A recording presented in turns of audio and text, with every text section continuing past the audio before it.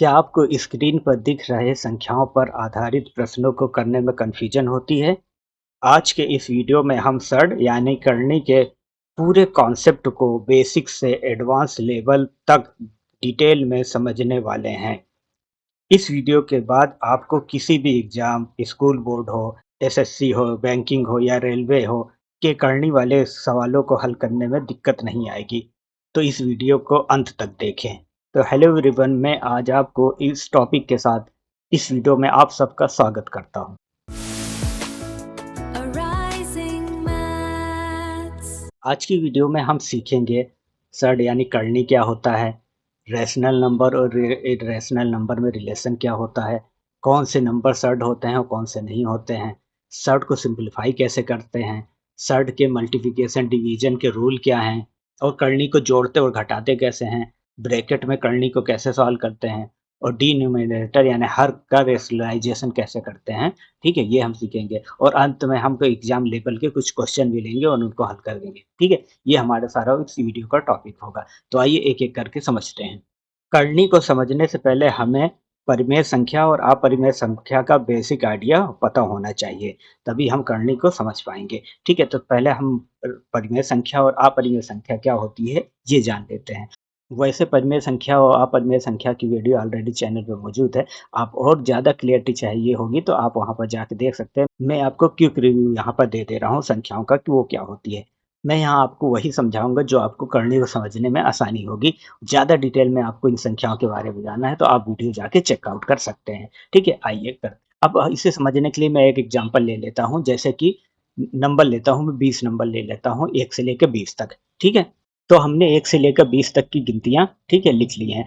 तो अगर इन सारी संख्याओं का वर्गमूल निकालना हो, तो हम पहले वर्गमूल का साइन तो ले आते हैं, ठीक है? पहले साइन लगा लेते हैं सारी संख्याओं पे। तो हमने इन संख्या पे वर्गमूल का निशान लगा लिए, अब इनका वर्गमूल निकाल लेते हैं, ठीक है?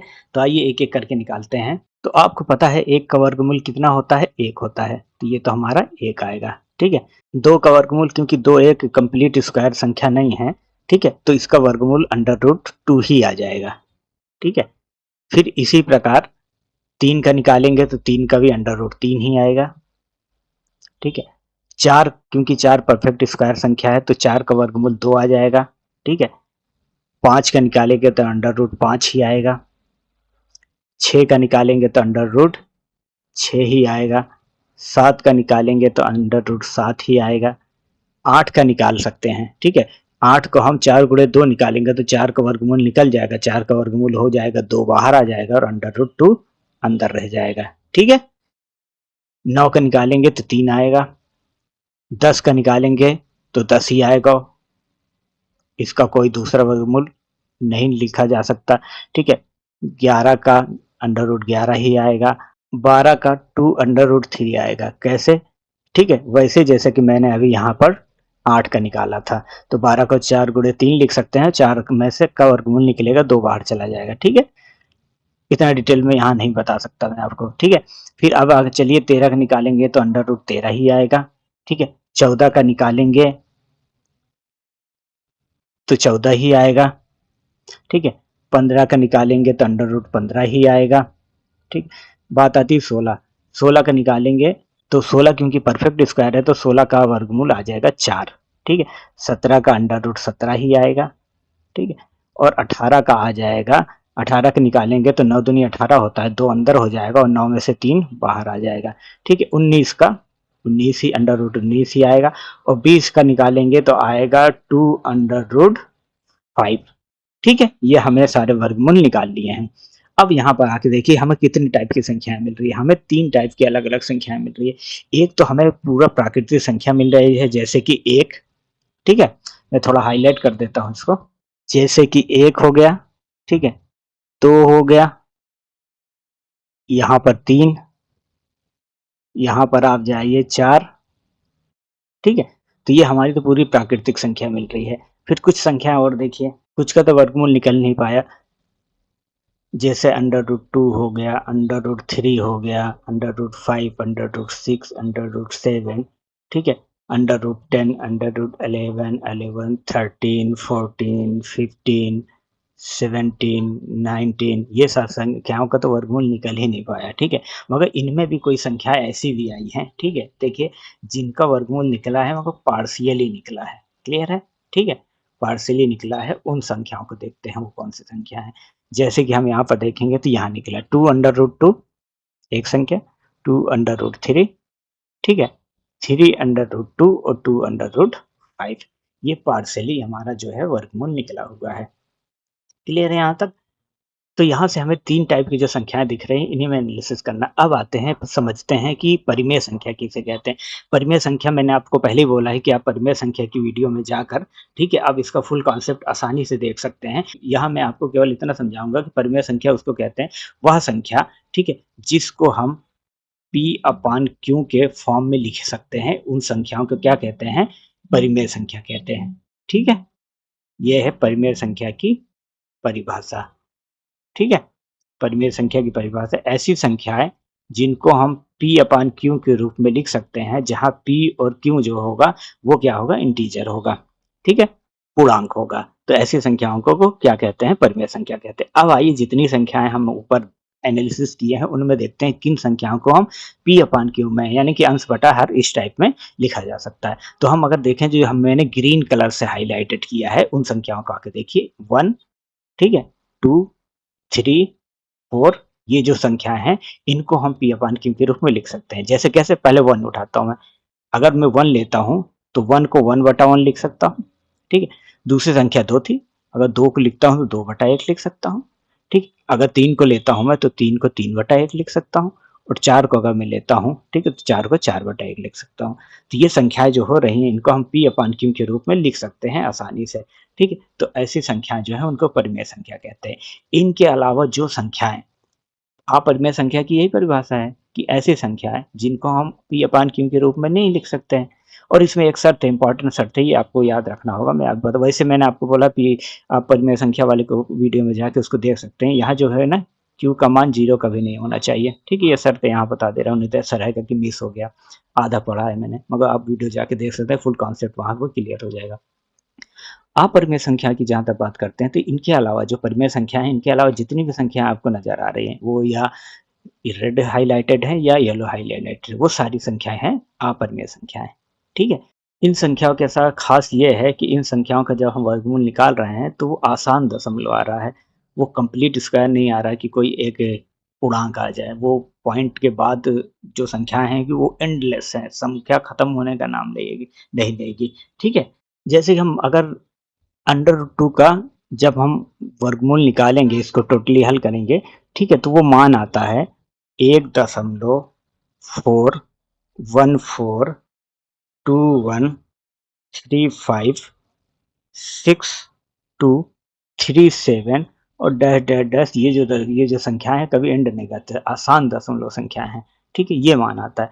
अब बताइए अगर हमें इस संख्या का वैल्यू कहीं पर रखनी होगी, ठीक है, कहीं पर हमें √2 का मान ही पुट करना होगा तो हम कितनी बड़ी संख्या रखेंगे कि दशमलव के 2 अंक तक मान लेना है कि 3 अंक तक लेना है कि 4 अंक तक लेना है, यहाँ हमें कन्फ्यूजन हो गई। इसीलिए इसको इस तरीके से किया गया कि हम कहीं पर भी अगर संख्या जो इर्रेशनल नंबर है, ठीक है, अपरिमेय संख्या है, उसको यूज़ करना हो तो हम इस तरीके से यूज़ करेंगे कि वहाँ पर हम ये साइन जो है अंडर रूट का साइन लिए ही रहेंगे। अंडर रूट का साइन के साथ ही उस संख्या को हम यूज़ करेंगे। तो ये जो संख्या है ये अपरिमेय संख्या है। और जो अपरिमेय संख्याएँ हैं जिनको हम P/Q के रूप में नहीं लिख सकते हैं, उन्हीं को करनी कहते हैं। ये क्लियर हो गया? इसीलिए मैंने आपको परिमेय संख्या और अपरिमेय संख्या पढ़ाया। क्योंकि जो करने का बेस है वो अपरिमेय संख्याएँ ही हैं, ठीक है? एक इम्पोर्टेंट बात ध्यान रखिए कि हर करनी जो होता है अपरिमेय संख्या होता है। हर करनी अपरिमेय संख्या होता है, लेकिन हर अपरिमेय संख्या को समान रूप से करनी नहीं कह सकते, ठीक है? क्यों? एक एग्ज़ाम्पल ले लेते हैं कि जैसे कि आपने पाई सुना होगा, ठीक है? एक एग्ज़ाम्पल ले लेते हैं जैसे कि पाई, ठीक है? पाई एक अपरिमेय संख्या है। पाई एक अपरिमेय संख्या है क्योंकि पाई एक आसान दशमलव है, ठीक है? मगर पाई को क्योंकि अंडर रूट हो या क्यूब रूट हो इनके अंदर नहीं लिखा जाता या ऐसी कोई ये संख्या नहीं है जिसका वैल्यू वर्गमूल या घनमूल निकालने पर आ रहा है, ठीक है? जैसे आपको पता है पाई का मान जो होता है 3.14 डैश डैश डैश समथिंग होता है। जो ये मान आया है ये अलग फॉर्मेट से आया हुआ है, ये किसी भी संख्या का वर्गमूल नहीं है या घनमूल नहीं है या कोई भी मूल नहीं है, ठीक है?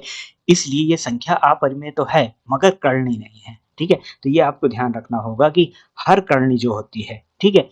वो अपरिमेय संख्या तो होगी मगर हर अपरिमेय संख्या कर्णी नहीं होगी। दोनों दोनों को हम कंपेयर इस तरीके नहीं कहे कि अगर कोई भी संख्या देखेंगे कर्णी है तो उसको अपरिमेय बोल देंगे या कोई अपरिमेय देखेंगे तो उसको कर्णी बोल देंगे, नहीं। कर्णी वही संख्या होगी जिनमें किसी रूट का साइन हो, मतलब कि जो मूल निकालते हैं, मतलब वर्गमूल हो गया या घनमूल हो गया, इस तरीके की कोई भी चीज निकाली जाती है किसी भी संख्या की, वो सारी संख्याएं जो होंगी वो कर्णीय कहलाएंगी, ठीक है? आइए अब हम देखते हैं कि किसी भी कर्णी को कैसे पहचाना जाता है। आइए 2 एग्जांपल ले लेते हैं, 3√5 और √7 करने की घात 3, ठीक है? ये 2 संख्याएँ हैं, ये दोनों करणीय हैं। इनको पढ़ा कैसे जाता है वही हमें देखना है। तो देखिए पहला जो ऑप्शन है 3√5, ठीक है? तो इसमें जो 3 है तो कोएफ़िशिएंट कहा जाता है यानी गुणांक, ठीक है? और ये जो साइन है रेडिकल साइन है, इसको हम करनी का साइन कहते हैं, ठीक है? और ये जो 5 है इसे रेडिकैंट कह रहा है, जिसका हमें कहते हैं करणीगत संख्या, ठीक है? करनी के अंदर की संख्या या करणीगत संख्या कहा जाता है, ठीक है? तो ये 5 जो है कर्णिका संख्या हो गया। सेम यहाँ पर लिखा है √7 करनी की घात 3, यहाँ हम बोलते हैं करनी की घात 3। इसे इंग्लिश में इंडेक्स या ऑर्डर पढ़ देते हैं, ठीक है? तो करनी के अंदर की जो संख्या है उसको रेडिकेंट या कर्णीगत संख्या कहा जाता है, ठीक है? और ये जो साइन है, ठीक है? इसको कहा जाता है रेडिकल साइन, जिसको हम करनी का साइन हिंदी में कहते हैं, ठीक है? तो कुछ इस तरीके से इसको रीड किया जाता है, आइडेंटिफ़ाई किया जाता है, ठीक है? मगर थोड़ा कन्फ्यूजन हो ना जाए इसलिए मैं एक एग्जांपल लेके इसको सिंपल करता हूँ। मान लीजिए 2 संख्या होती, ठीक? वो संख्या होती एक 3√5 तो दूसरी संख्या होती √5 करने की घात 3, ठीक? इन दोनों में क्या अंतर है, ठीक है? इसको क्लियर कर लेते हैं, यहीं पर जब हमने इस चीज़ को पढ़ा हुआ है, तो यहीं पर क्लियर कर लेते हैं।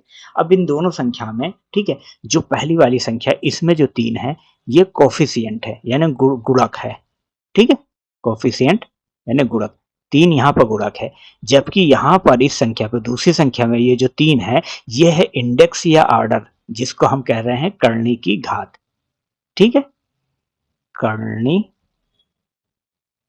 की घात, ठीक है? ये चीज़ है, ये अंतर है, दोनों संख्याएँ बराबर नहीं हैं, दोनों संख्या में अंतर है। अंतर क्या है ये, ठीक है? अब आइए देखिए ये तो गुणक है, तो इसका मतलब इसको अगर आप आम भाषा में समझे तो इसका मतलब ये है कि 2 संख्याओं का गुणा है, क्या है? एक तो इंटीजर है 3 और दूसरी एक है कर्णिक संख्या, इन दोनों का गुणा है, जबकि यहाँ नहीं है। यहाँ ये एक ही संख्या है जो कि क्या है कर्णी ही संख्या है, ये पूरी एक ही संख्या है। अब ऐसा क्यों है कि इसमें 3 को मैं अलग कर सका, यहाँ नहीं कर पाया? क्योंकि यहाँ 3 गुणक है तो आराम से गुणक का मतलब ये है गुणा किया गया तो उसको मैंने आसानी से अलग कर लिया, ठीक है? और जबकि यहाँ पर जो है ये जो 3 है ये करनी की घात है और आपको पता है यहाँ पर करनी की घात कुछ दिख नहीं रही है और ये इसकी घात नहीं थी, ठीक है? ये जो 3 था इस करनी की घात नहीं थी। जहाँ पर कोई घात नहीं दिया होता है वहाँ करनी की घात 2 ऑलरेडी होता है जो कि हम नहीं लिखते हैं। तो यहाँ करनी की घात 2 है। तो अगर सही तौर पर देखा जाए तो ये संख्या है हमारी 3√5 करनी की घात संख्या 5 है और यहाँ करनी की घात क्या है 2 है।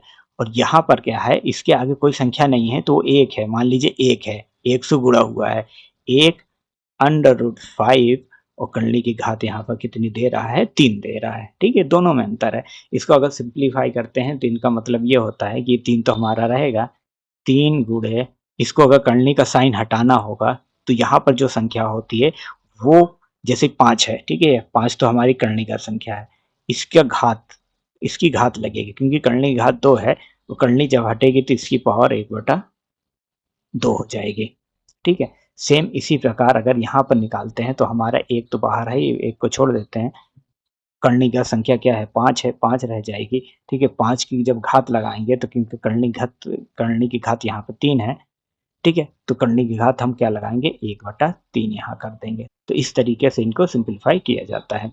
अब आइए हम देखते हैं कि किसी करनी को कैसे पहचाना जाता है, ठीक है? तो हर कर्णीगत संख्या करनी नहीं होगी, कि अगर किसी संख्या के ऊपर करनी लगा है, ठीक है? करनी का साइन, ठीक है? अगर वो लगा है तो क्या वो करनी होगी? नहीं होगी। अगर वो परफेक्ट स्क्वायर है, तो वो तो सॉल्व हो जाएगा। जैसे अंडर रूट 25 यहाँ आपको एग्ज़ाम्पल दिख रहा है अंडर रूट 25 क्योंकि 25 एक परफेक्ट स्क्वायर है। 5 गुणे 5 गुणे 25 होता है, ठीक है? तो 5 का स्क्वायर होगा, तो ये सॉल्व हो जाएगा। तो अंडर रूट 25 का जो मान आएगा वो 5 आएगा, क्योंकि 25 एक परफेक्ट स्क्वायर है। तो अंडर रूट 25 से करनी नहीं होगी। ठीक है, ये क्लियर है। अब अगला एग्जांपल देखिए, जैसे अंडर रूट 10, अंडर रूट 10 का जब हम क्या अंडर रूट निकालेंगे, ठीक है, क्योंकि अंडर रूट 10 जो है एक परफेक्ट स्क्वायर नहीं है, ठीक है, तो इसका अंडर रूट नहीं सॉल्व हो पाएगा। इसको हम क्या लिख सकते हैं, जैसे मैंने आपको शुरुआत में ही बताया था, अंडर रूट 10 को 10 अंडर रूट 10 ही लिखा जा सकता है।